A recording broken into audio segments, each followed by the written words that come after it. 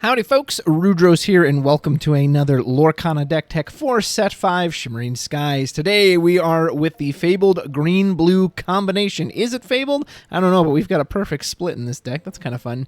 So, in the past, this deck has been incredibly weak because it lacked removal, it lacked card draw. It was one of the worst element color combinations, absolutely. However, we have gotten some new tools here in Set 5, which have actually pushed this deck into a pretty decent space. I don't know where it ranks on tiers overall, but when it can pop off, it really pops off like way more than I thought it had the potential to. I was like, this will kind of just be like a gimmick, but like when this thing gets set up, it's pretty impressive. So let's talk about a lot of the new cards we have. We have all three versions of Clarabelle Cow. The smaller ones are mostly in service to the large legendary one, so that's what we're going to talk about first. Oh, there's the enchanted version. So she can be shifted on for 5. She's got a really good stat line. She won't die to a Zeus or a Medusa, Brawl, anything like that. And at the end of your turn, if chosen opponent has more cards in their hand than you may draw cards until you have the same number. Now, this is highly dependent on your opponent, but the big combo you want to do is you want to use your blue effects, such as Tipo, How Far I'll Go, One Jump Ahead, Fishbone Quill, to ink almost your entire hand away and ramp up very quickly. You want to get one of the smaller Clarabelles out, and then you want to shift onto this Clarabelle on turn 5, because she triggers the turn she enters. And then you can immediately quest with her, you could sing a song if you had one, or you could keep her ready if you're worried about her getting challenged. But at the end of that turn, let's say you've dumped your entire hand into the inkwell via all of our inking methods, this Clarabelle is now going to draw you cards equal to your opponent's hand, which could be as many as 5 cards. It could be more than that, depending on what kind of deck they're playing, how full their hand is. On rare occasions, they will dump their hand as well, or maybe they have an aggressive deck, so then it's not going to do a whole lot. But if you can get this out on turn 5 and you can draw 3 cards off of it, it's incredible. And now you're giving your opponent a choice that says, hey, if you don't deal with this card and you maintain a large hand size, I'm just going to keep drawing cards over and over and over again. And when you have that much gas and that much power and resources you can work with, you can just keep putting characters and abilities out onto the field, and it makes a very, very potent deck. So that's the Clarabelle. Again, this one will help you draw your hand too if you have less cards than your opponent, which you might if you're ramping up. This one can break items, which is actually quite nice. It's impossible to pay for on one, but we have a lot of bounce in this deck where you can bounce your own characters as well as your opponent. So if your opponent has an item-heavy deck, it's very possible to recycle this Clarabelle and keep breaking the items. This Mother Gothel is a shift target for the next one. Again, not so great on turn 2, but later it does count as a bounce. You can even bounce your own stuff if you wanted to, but it also lets you shift onto the big Mother Gothel. I wasn't a big fan of this card when I first read it because I thought opponent gets to choose. That's not, I mean, they're going to pick the best option for them. However, with the way you can control the board through bouncing with the muses, it's actually quite easy to get it down to a single card, so they're forced to bounce one thing. And again, Gothel has a good body, 6 health, doesn't die to Zeus, 4, doesn't die to Medusa or Brawl. Those are really good stats to have. The muses. This card shines so much in this deck. It has ward, so they cannot target it with anything, so it's pretty much immune to any, targeted abilities, action songs. Whenever you play a song, you can return a chosen character with 2 strength or less to your player's hands. That includes your own. So again, you can bounce your own Clarabelle, you can bounce your own Gothel if you want to. But you can also bounce your opponent's cards. So when you play the muses, yes, it doesn't do anything the turn it comes down, but let's say I've had it before where I've had Tipo on the field, I play the muses on 4, Tipo then sings One Jump Ahead, now suddenly I get to send one of their cards packing back to the deck. Or I've got muses, okay, muses are going to turn sideways, they're going to sing You're Welcome, they're going to sing How Far I'll Go, and then Mother Gothel comes in to clean up the other character they have. So it's when you can get those songs going and you're getting the card draw through Clarabelle through normal means like Flaversham, man, it's so much more control than I thought it was. And unlike in other card games, bounce right now is very effective in Lorcana because of the way questing and challenging works. That if I bounce your Clarabelle Cow, yeah, maybe it has an entry effect, but it can't quest or challenge if you have to sit there and replay it over and over again. And for cards that don't have entry effects, that's really great for you. 3 copies of Flaversham. He's not as necessary here because we do have other forms of card draw. I did bump him up to 4 once, but I found that I just didn't need him as much. We aren't running Tamatoa here just for space. I guess you could try to find a spot for him, but he will take a decent amount of slots. So you don't really have a way to recur these popsicles, fishbone, etc. Ice Block is also very, very good with the muses. So something that has 3 strength, you can Ice Block it. Now the muses is going to hit it. It's also very good with Under the Sea. It's very easy to sing Under the Sea in this deck. When you shift a Clarabelle Cow, she's 7. So as long as you have any other character on the board, you can exert both of them, sing Under the Sea, send their whole board packing. And then the muses, I've done that where, okay, there was one target that what didn't qualify for Under the Sea, and then the muses just send it back to their hand anyway. Pretty awesome. And yeah, it's a very fun combo. So Ice Block is good for that. Quill is for ramping, Popsicle. Lucky Dime. Normally decks don't run 3, but because we don't have Tamatoa in this deck, if you are forced to discard a dime early through A Whole New World or going against a discard deck, you don't have a way to get it back in this deck like you do in most item decks because you don't have Tamatoa. So I went for 3 because it is nice. You can use the dime. It's just a late game finisher. Your Clarabelle, your Gothel, these both quest for 2, and your Belle quest for 5, which is why she's in here. If you notice, lore-wise, we don't actually have to have a ton of lore power, but you're also a ramp deck who's going to refill your hand with Clarabelle, so you have the resources to use the dime. So that's why those ones are in here. And then we just have songs that control Mother Knows Best, bounce, theirs or yours. Again, muses will trigger as well, can send multiple things back to the hand. You're welcome. If there's a Queen's Castle, we don't really have good attackers in this deck. Gothel and Clarabelle are the best, so it's a good way to just get rid of a castle, maybe get rid of an opposing Lucky Dime. How far I'll go is, of course, ramp and card draw, let it go, similar to the You're Welcome. If they have an opposing Tamatoa, Maleficent Dragon, there's just something like, I got to get that off the field. These are good cards for that.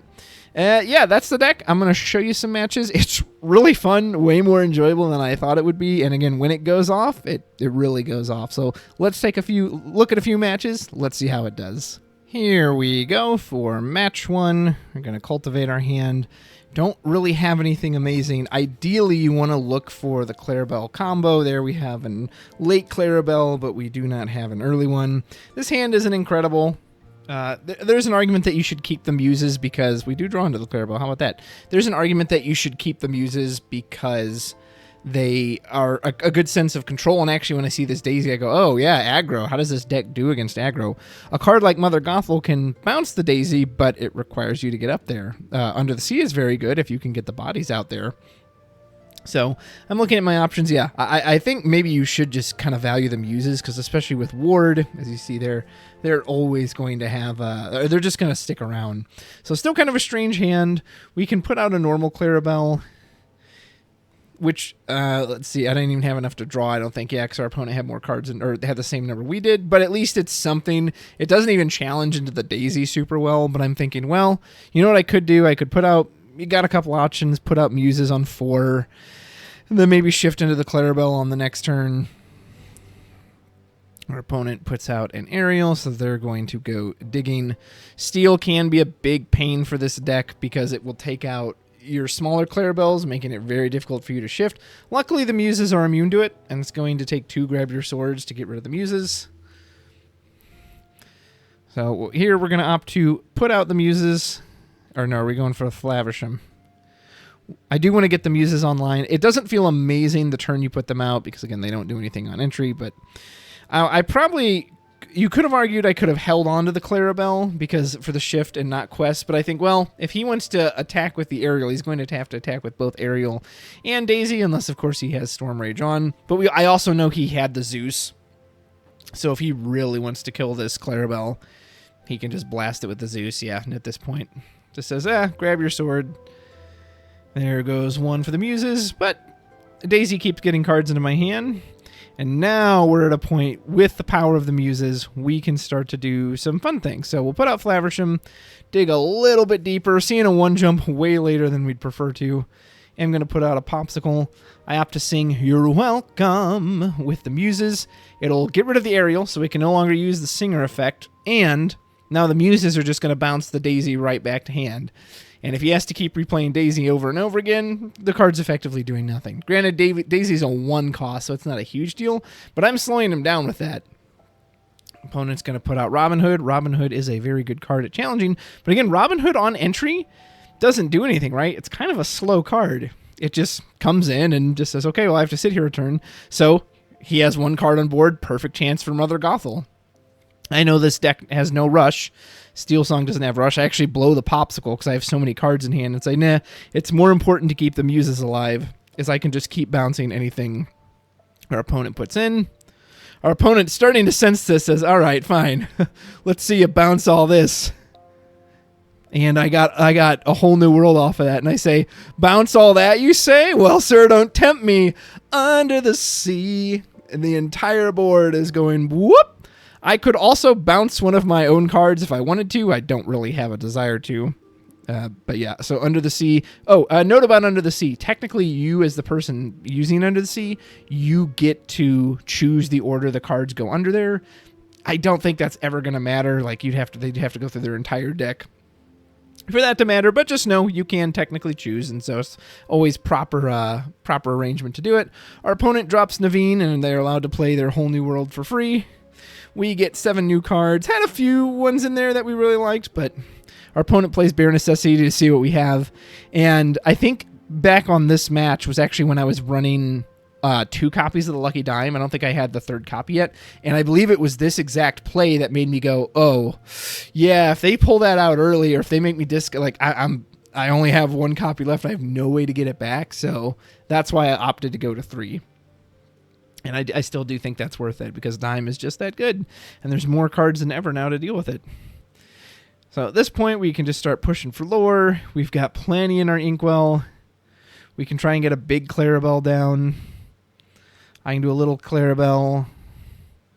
Mother knows best. Our opponent picks the Naveen, but I'm okay with that too. Because, I mean, what's he going to do? Play another whole new world? He could play a Grab Your Sword. That kind of sucks, but none of my cards are going to die from a single use of that. So I'm just putting out a bunch of bodies and saying, hey, you got to answer me. Puts out another Bare Necessities, which gets rid of our ice block. We don't have a lot in hand, but we do have items. Flaversham could break if we need to. Ruby decks could potentially beat up on this. You don't have a way to mess with their hand, so they could very easily be prepared you, and that would be pretty unfortunate. Luckily, we are not facing one of those. So we put out another Muses. Mother Knows Best. So check this. We're going to get to bounce his entire board. A single Mother Knows Best on the Naveen, and then the Muses bounce back the other cards. And we're at 15. So now your characters, they don't have rush. They're not going to be able to challenge my characters. So you essentially have to wipe my board. Well, they can do it along came Zeus, but I've still got, 1, 2, 3, 4, 5 on board? Yeah. So that's the power of bounce in this deck. And of course, I just quest for victory. All right, game 2. Have a pretty horrendous opening hand there, other than the 1 jump. 1 jump's pretty nice. Still haven't seen the Clarabelle combo. Man, I have really bad luck getting that to line up online.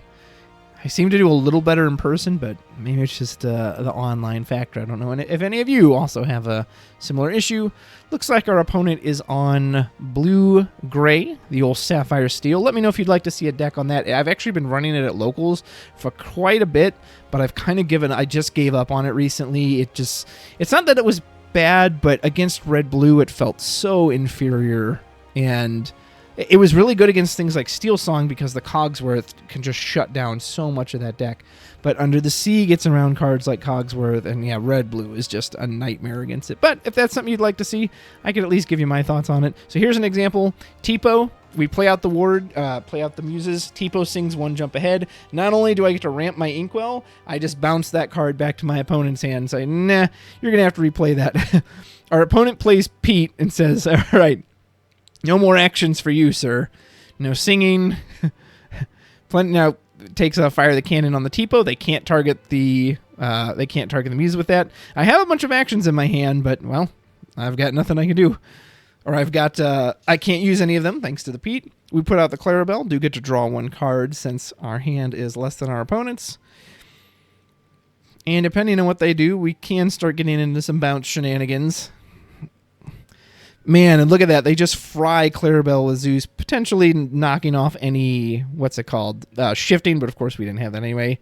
Here, I put the Pete back. I just start doing the very slow questing with the muses. Yes, they can replay Pete, but I'm kind of okay if they want to spend 3 ink every turn to keep block. I mean, you're blocking my bounce, but you just have a 3/3 Pete in hand. I don't care. There, I played another Mother Gothel. I bounced the Pete back again. Our opponent is very determined to like, nope, I am not going to let you use actions. Okay, here's the next Mother Gothel. Pay another 3, bounce Pete back again, and now I'm getting a wide enough board. Again, not having to fear something like a Be Prepared that I can just go wide and do my thing. I think this is one thing this deck will struggle against is a Ruby deck, whether it's Ruby Sapphire or Ruby Amethyst, because Be Prepared takes out so much of these. Sisu does too. Sisu is going to take out the muses and the tiny Mother Gothels. I guess if you wanted to combat that, you could potentially put something like the Hidden Cove in, and then you could move them all to that location. You should have a lot of ink, so in theory that card could be really good. Hey, it's Arthur. I had to read what that did. So he gives Pete Challenger, and it can attack ready characters, so he finally gets rid of the muses. That's no good for us, but that's okay, because we're about to give our opponent quite the surprise. They have a big board, eh? Well, everything but that the Arthur and the Pete are 3 attacks, so I shrink one of them, use the Under the Sea. I think I'm sending the Arthur packing, yeah. I lowered the Arthur's attack by 1, so he's a 2 cost, so the Under the Sea catches him, Tipo, and the Flaversham. And I just quest in the way of the Pete. I could have inked Clarabelle there, but I really want to play out the Clarabelle, especially since my hand is very low. But I have uninkable, so I need to get to that 7th ink to get her out there. Pete can pretty freely trade into one of the Gothels, but I'm also already on 13 lore. Getting to quest with the big Gothel can put a lot of pressure on your opponent. Here comes the Tamatoa. Okay, so now I have to be a little mindful because our opponent can really start ramping out. But I do have Mother Knows Best in hand. Our opponent actually wants to get more damage on the big Mother Gothel. And Tamatoa, without the dime, again, he has to stick around for a turn, right? So yeah. I quest out, I use a Mother Knows Best, say, yeah, go ahead, you can replay it, but I'm not letting you do that. Then I play that Clarabelle, spend 3 to break a Popsicle. Not amazing, that's not a great trade, but I'm just trying to lower the item count just in case a dime were to come down. But again, I'm on 17 lore again at this point. And our opponent isn't running anything like a Be Prepared, so a Grab Your Sword would take out the tiny Clarabelle, but it would leave all the Gothels alive, so they would need double Grab Your Sword here. That's pretty much their only way out of this. Or maybe Grab Your Sword and Tinkerbell? Yeah, they would need Grab Your Sword and Tinkerbell, which is even more ink, and presumably they don't have it, so they're not putting it down, and yeah, our opponent's just trying to see if they can't math any way out of it, but they're going to go with the Fishbone, get as much ink as they can. They do have the Tinkerbell. And yeah, but he needed to do the whole new world to find something better because he only had the Tinkerbell in hand. We draw into a lucky dime as well, so this game's over. Game 3. We do have a 1 jump ahead. I do have the Clarabelles. I think I keep them. Yes, I keep the Clarabelles, so I am going to try to go for that shift combo. This deck is really good at catching people off guard if they are not used to playing against it and they don't know the Clarabelles are coming. It can really catch people by surprise. Once they get used to it, though, if they have the power, they're going to take out your Clarabelles, so you can't shift onto them. It's kind of like a Jafar shifting onto the Striking Illusionist Jafar. So yeah, if they can do something about it, they're going to take out your Clarabelles. But if you can catch them off guard, oh boy, that's going to feel good. Unfortunately, the one problem is we have a ton of uninkables in hand right now. Only the 2 cards I need to get out, the Clarabelles. And we draw another uninkable. And I was just like, at that point, I was like, are you kidding me? So unfortunately, the plan goes askew. I can't put that Clarabelle out. I could have technically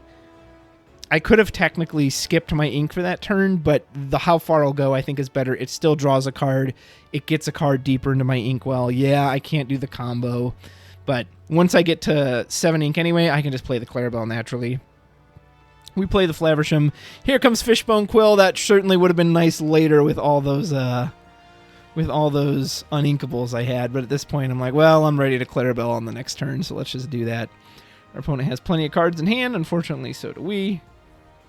So it might have been smarter to hold on to the the Quill. I probably should have inked the Clarabelle. But I just had this fear of like, man, I don't know, one of these Clarabelles goes down. So we check the board. Can't use actions, so I couldn't do Under the Sea if I wanted to. We draw 2 more. Oh my goodness. We were just drawing all the uninkables. And this deck is pretty, like, average with its uninkable count. So knowing that the Clarabelle isn't going to do much there because our hand is so full as well, I opt to just put out the Lucky Dime. I say, yeah, let's just develop that. I really would like the Clarabelle to get more. And along came Zeus, and a Tipo finishes off my Flaversham. We have plenty in hand.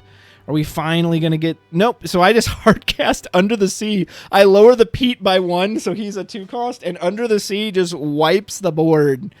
Thanks for stopping by. Head to the bottom. You prefer to sing it, of course, if you can, but hey, sometimes you just got to cast it the hard way.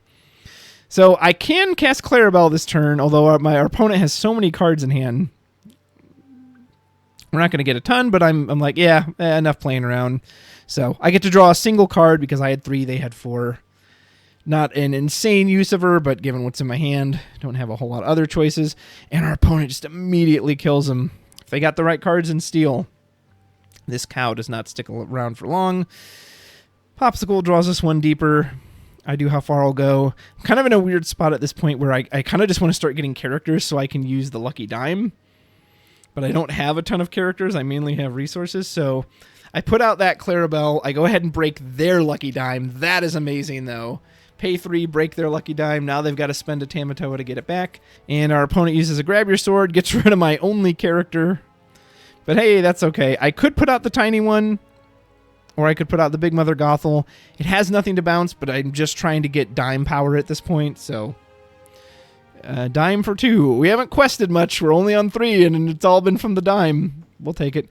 Tinkerbell, there's 1. Now here's a good example of just like kind of controlling the board through Mother Knows Best. Our opponent also doesn't have card draw.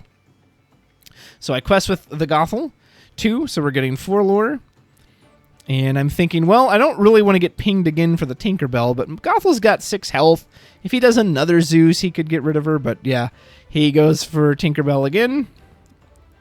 I do 4 for a Flaversham, draw a little deeper, still not seeing anything amazing. I just get rid of the Tinkerbell completely this time, do another dime, another quest, and this Diamond Gothel is getting us a lot of lore. 4 lore every turn is pretty nice. Whole New World's going to refill up our hand as well as our opponent's, and not only do we have another Lucky Dime, we've got a Bell. And in my head, I'm thinking, oh, well, this is just over right now because I completely miscalculated how much. So to play Bell and the second dime and use them both, Bell and the dime would be 11, 13. So I do have enough to play a Bell and a dime and use 1 dime, but I can't use 2 dime.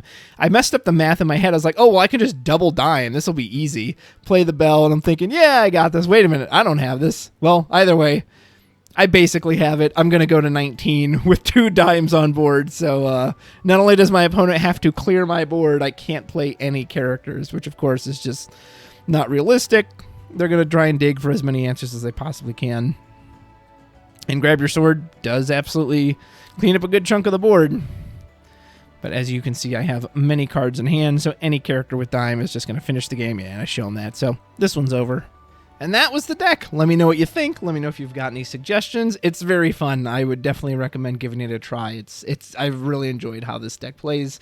Hope you're doing well. Please like and subscribe. Follow the channel. It really helps and makes a difference. See you next time for more Lorcana content. Take care.